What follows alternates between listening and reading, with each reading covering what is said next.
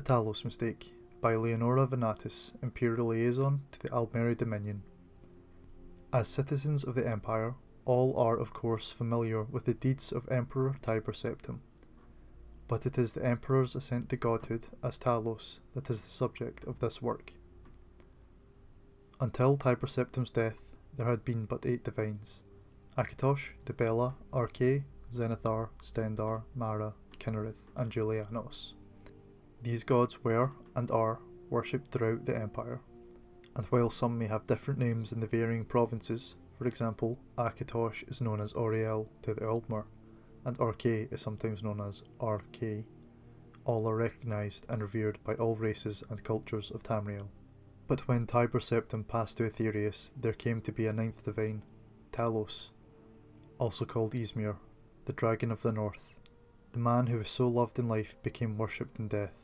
Indeed, it can be argued that Talos, the 9th divine, became even more important than the 8 that had preceded him, at least to humans.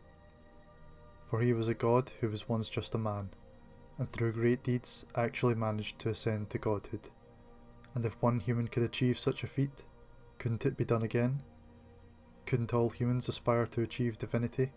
So we thought, we humans. And so we continued to worship Talos, and revere him as the ultimate hero god. But that was then. This is now. And now we know the truth. We were wrong. As citizens of the Empire, we all experienced the horrors of the Great War, and it was not until the signing of the White Gold Concordat, the treaty between the Empire and the Almeri Dominion, that we once again knew peace.